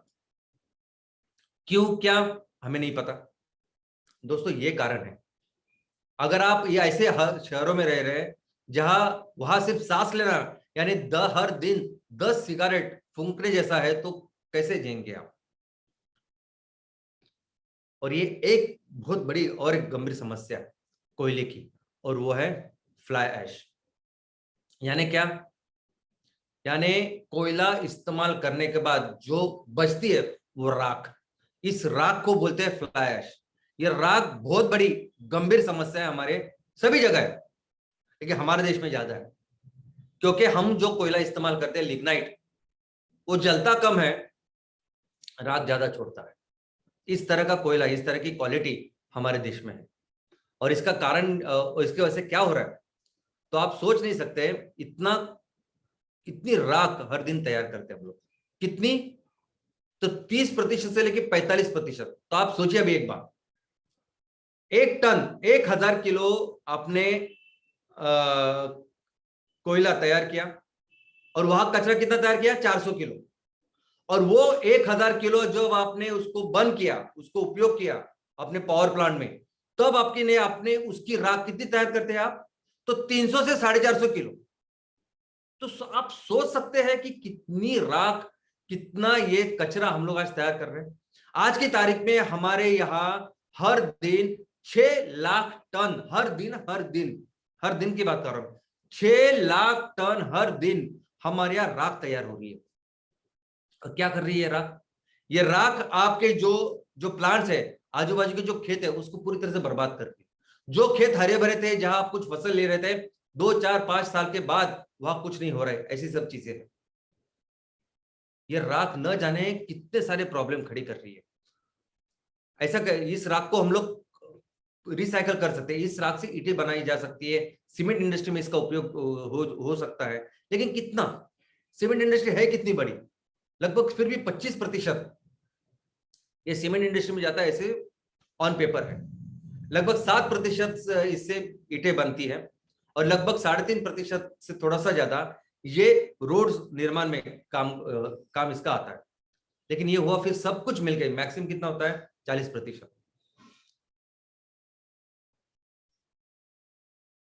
बचा हुआ 60%, यानी 3.5 लाख टन से ज्यादा राख हर दिन तैयार हो रही है। उसका क्या दोस्तों, ये राख क्या कर रहे हैं, इसका तो आप सोच भी नहीं सकते। पूरा मिसमैनेजमेंट हो रहा है। ये राख को लेके लोग कैसे इसको डंप कर रहे हैं, कहाँ डाल रहा है, ये किसी को इसके बारे में ज्यादा कोई बोलता ही नहीं। लेकिन इतनी बड़ी बर्बादी इससे हो रही है। मैं इसका एक उदाहरण आपको देता हूं, जिससे आपको पता चले कि हम लोग एक्चुअली में क्या कर रहे हैं, जिसके बारे में कोई बोलता नहीं, लेकिन हो क्या रहा है वहां फील्ड में। पिछले साल कोविड की वजह से, कोरोना की वजह से पूरे दुनिया में लॉकडाउन था, और उस लॉकडाउन में दुनिया ने देखा कि इस लॉकडाउन में देखिए कैसे कुदरत ने अपने आप को साफ किया, कैसे पूरा वातावरण स्वच्छ था, बिल्कुल पोल्यूशन नहीं था, सब कुछ था। ओके, लेकिन इस वातावरण में भारत में भी ये सब था, भारत में भी पूरी तरह से शटडाउन था, लॉकडाउन था, पूरा था। लेकिन इस दौरान हमारे कोल के पावर प्लांट चल रहे थे, क्योंकि बिजली तो कंपलसरी लग रही थी, तो वहां कोयला जा रहा था और वो पूरा बर्न भी हो रहा था। और उस टाइम पे जो भी राख तैयार हो रही थी, वो राख ये लोग जहां चाहिए वहां डाल रहे थे, क्योंकि नॉर्मली तो रेस्ट्रिक्शन होते हैं, नॉर्मली लोग होते हैं, सब कुछ होते हैं, वो देखते हैं क्या चल रहा है। इन्होंने तो इस बार तो कुछ देखा नहीं, और आप सोच नहीं सकते हैं पिछले साल में इसकी वजह से इतने बड़े एक्सीडेंट्स हुए। 17 मेजर एक्सीडेंट, यानी क्या मैं आपको बोलता हूं कि कलकत्ता की एक नदी में 2 बहुत बड़े जहाज जो सिर्फ राख लेके जा रहे हैं, वो पूरी तरह से डूब गए या डुबा दिए गए मालूम नहीं। नागपुर में बहुत बड़ा तालाब जो लोगों को पानी सप्लाई करता है, उसमें ये पूरी तरह से राख डाल दी गई, या एक्सीडेंट हुआ, वो वहां गया। ऐसे 17 बड़े बड़े एक्सीडेंट्स हुए। आज की तारीख में भी इसका क्या हो रहा है ये आप नहीं समझ सकते। ये राख जब पानी में जाती है तो हमारे पूरे बदन को, हेल्थ को तकलीफ देती है, थ्रेट तैयार करती है। इसके अलावा ये पीने का पानी, शुद्ध पानी अशुद्ध बनाती है, तो हमारी पानी की जो समस्या है उसको और गंभीर बना रही है। दोस्तों, ये तो कोयला तो एक ऐसी चीज है कि हमने देखा कि कैसे जमीन का पोल्यूशन कर रही है, हवा का पोल्यूशन कर रही है, और बचा हुआ पानी उसका भी पोल्यूशन कैसे कर रही है आप देखिए। ये कोयला ऐसा है कि जहां भी इसके ये जो पावर प्लांट लगते हैं ना, कोयला इस्तेमाल करने के पहले उस कोयले को धोना पड़ता है, और उसके लिए लगता है पानी, इसको कहते हैं कोल वॉशिंग। जब इलेक्ट्रिसिटी, बिजली तैयार होती है, जब ये पावर स्टेशन बहुत गर्म हो जाते हैं बहुत ज्यादा, तो उनको कूल करने के लिए भी पानी लगता है। तो इसलिए आप देखोगे कि दुनिया में सबसे ये सभी जो पावर स्टेशन है, ये सभी जहां पानी उपलब्ध है वहां लगाए गए हैं।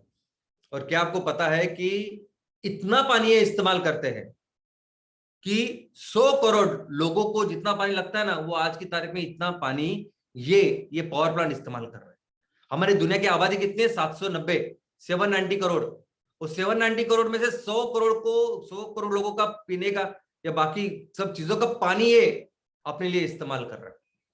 और आपको मालूम है आज की परिस्थिति क्या है? आज इस 790 करोड़ जनता में से 100 करोड़ लोगों को सच्ची में पीने का पानी नहीं। साउथ अफ्रीका में जाओगे तो वहां पीने का पानी नहीं है, बॉटल में पानी मिलेगा, खरीदना पड़ता है के लिए, के लिए पानी नहीं, सैनिटेशन के लिए पानी नहीं, ऐसी गंभीर अवस्था पानी में है। और ये कोयला अपने हिसाब से ये पोल्यूशन कर रहा है।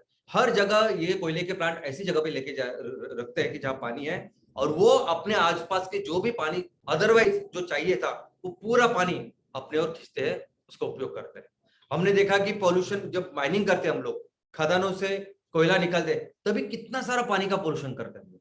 ये एसिड माइन ड्रेनेज है, जो हमने देखा कि कैसे पूरी लाल नदी हो जाती है, पीली नदी हो जाती है। हेवी मेटल कंटामिनेशन हमने देखा कि कैसे सेडिमेंट्स और इरोजन, ये पूरे जो कचरा जो रेफ्यूज होता है वो पानी में जाके रुकता है और पानी खराब करता है।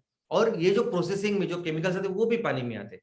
इसके अलावा 1000 मेगावाट का प्लांट अगर है तो वो इतना पानी इस्तेमाल करता है जितना पानी 5 लाख लोगों को लगता है।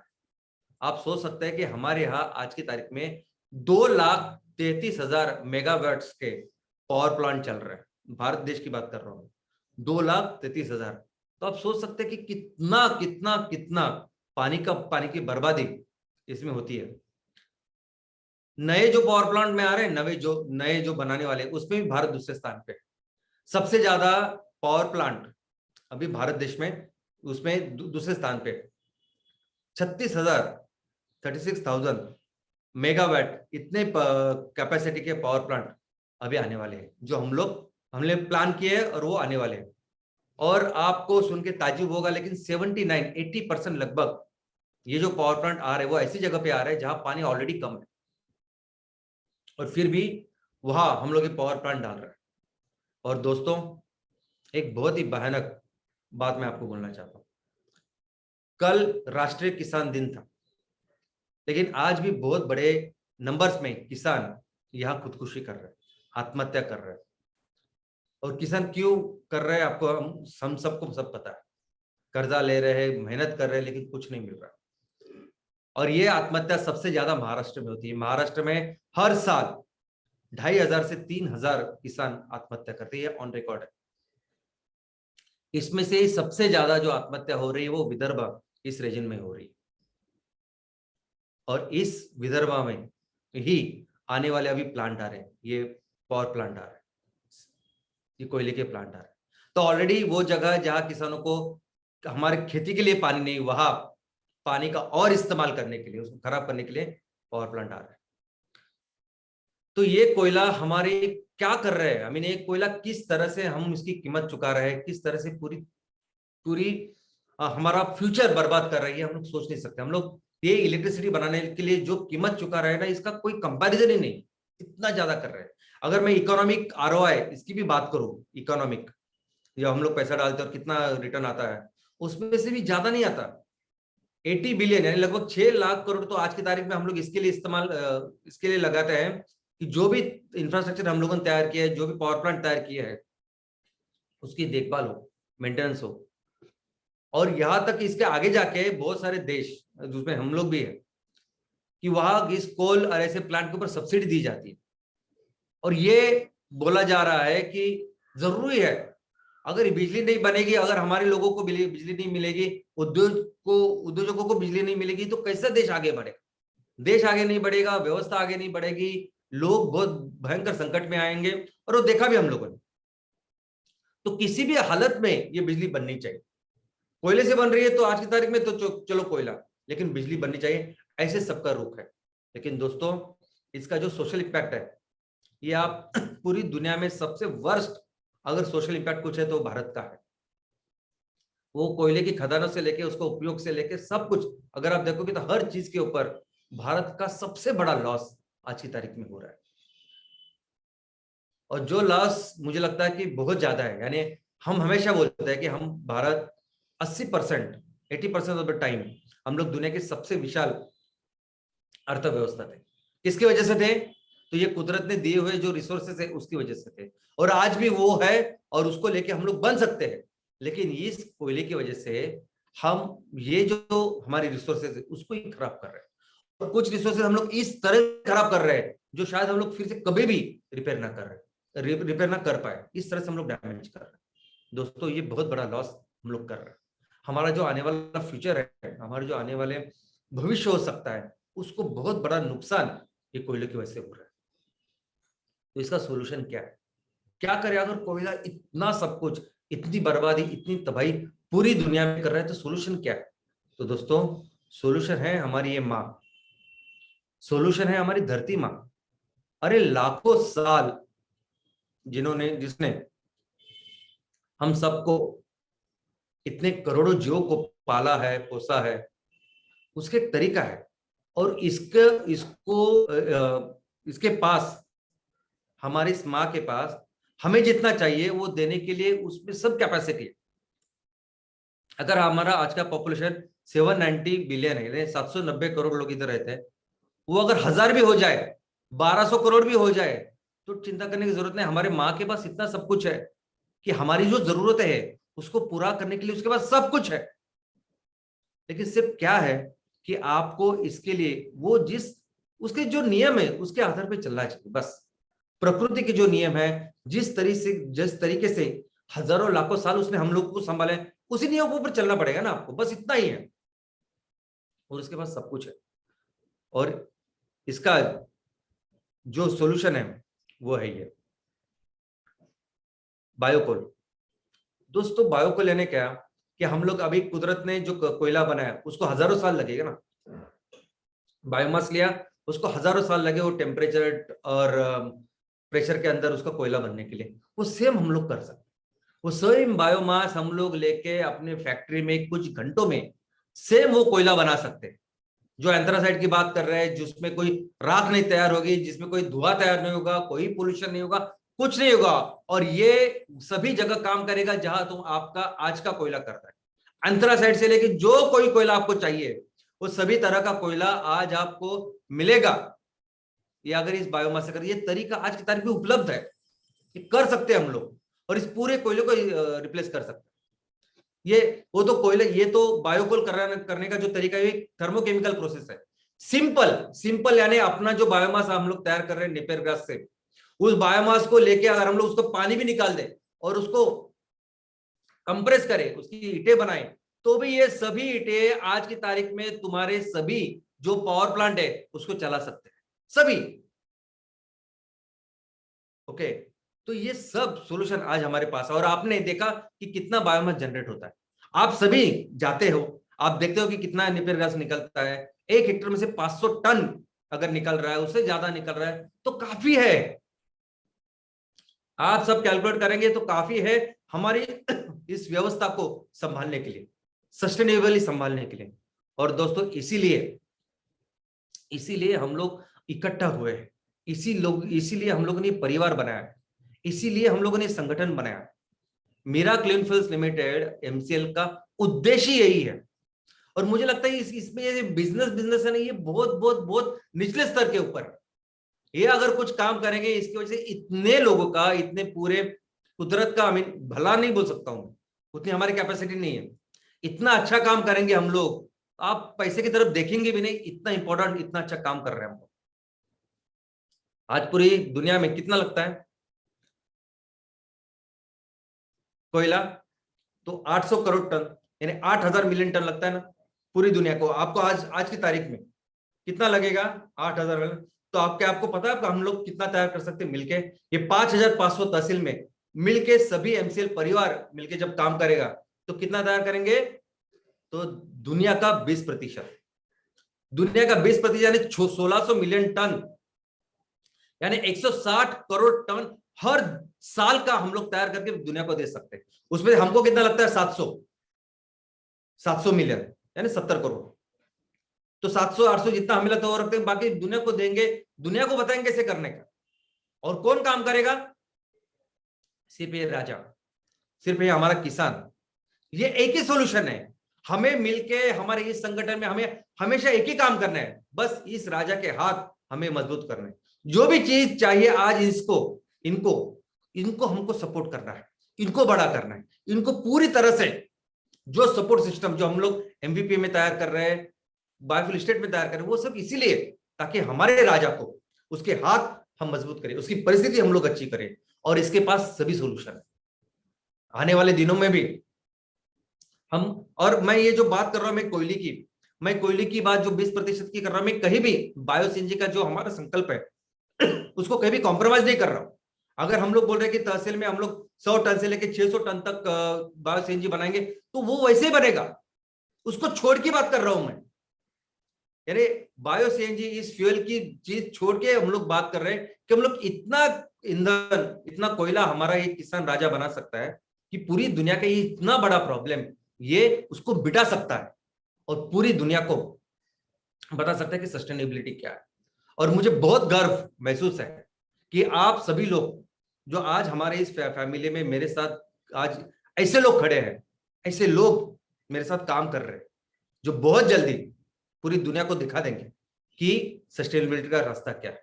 और हाँ दोस्तों, आने वाले दिनों में पूरी दुनिया का नेतृत्व हम लोग करेंगे और उनको बताएंगे कि सच में शाश्वत विकास किसे कहते हैं, सस्टेनेबिलिटी कैसे कहते हैं, और कैसे आप बिजनेस करो, काम करो, डेवलप हो जाओ, लेकिन उसके साथ अपनी पूरी दुनिया का ख्याल रखो, अपनी धरती माँ का ख्याल रखो। Thank you.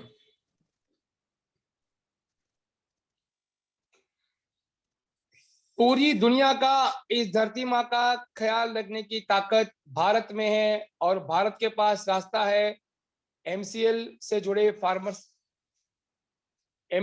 फार्मर्स के साथ एक अलग क्रांति करने का सुपर्ब थॉट था। Good morning MCL.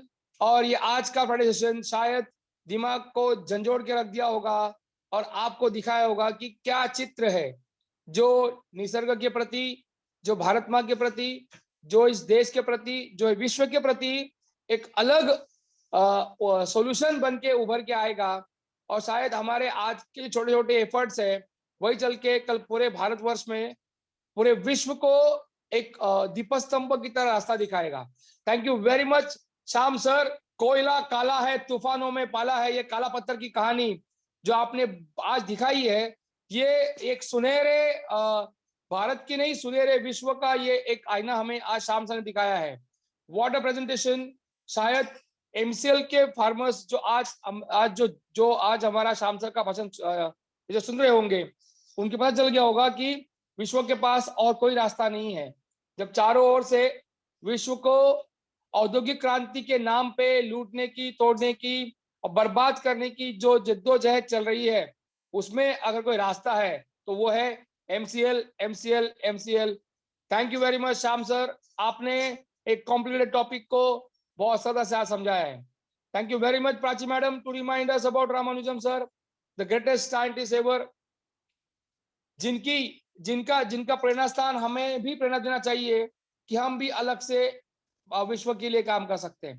Thanks again Shyam sir and thanks again Prachi madam and thank you very much to all the MCL farmer who trusted us, MCL channel partners, MCL MVPs, MCL MP owners, MBAs, BDAs, senior BDAs, prime BDAs. Yes, आपके लिए ही और आपके कारण ही और आपसे ही MCL बन रहा है, जुड़ रहा है, प्रगति कर रहा है। मैं हर बार की तरह आज भी दोहराऊंगा कि आज क्या लेक्चर सुनने के बाद आपको और एक बात अंडरलाइन हो गई है, वो ये है कि आपको इस देश की मिट्टी का वास्ता है और एमसीएल ही सुजलाम भारत का रास्ता है। Thank you very much. Thank you लवेश sir and I request all of you कि कृपया आप जो लिंक आपको चैट बॉक्स में दी गई है उस लिंक के ऊपर जाकर आप अपना महत्वपूर्ण फीडबैक हमें भेजिए। दोस्तों, आज आपने जो भी बातें सीखी है या उसके विषय में जो भी कुछ कहना है, कृपया आप हमें फीडबैक में भेज दीजिए। And once again I would like to thank Prachi madam, जिन्होंने हमें हमारे देश के ग्रेट मैथमेटिशियन श्री रामानुजन जी के बारे में बताया। जुनून, जी हाँ जुनून, किस कदर इस जुनून ने उन्हें एक ग्रेट मैथमेटिशियन बना दिया जो 90 साल के बाद भी आज के लोगों में, आज के साइंटिस्ट को किस प्रकार से मदद कर रहा है, ये हमने देखा।